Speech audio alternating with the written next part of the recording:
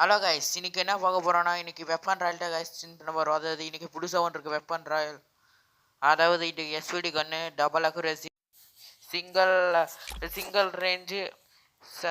சரி, நாம என்னென்ன கன்று ஒன்று இருக்கலாம்னு பார்க்கலாம்னு சொல்லிட்டு பார்த்தா எல்லா கன்று ஒன்றில் இருக்குது. இது எஸ்விடி, அடுத்து அந்த மினி யூஸி தவிர. சரி, நாமளும் ஸ்பின் பண்ணுவோன்னு சொல்லிட்டு ஸ்பின் பண்ண ஆரம்பிச்சிட்டேன். போடுற ஃபஸ்ட்டு ஸ்பின் கொடுக்க மாட்டான். செகண்ட் ஸ்பின்னு கொடுக்கவே இல்லையே.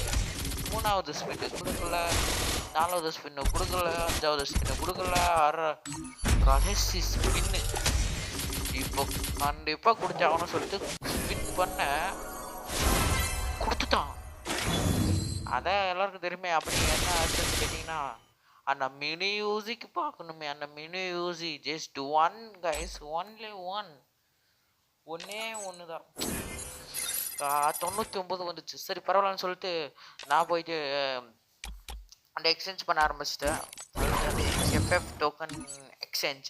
அதில் என்ன பண்ணேன்னா, இந்த ஜெயிண்ட் லேப் பண்டில் எக்ஸ்சேஞ்சு ஃபுல்லாக பண்ணி முடிச்சிட்டேன்.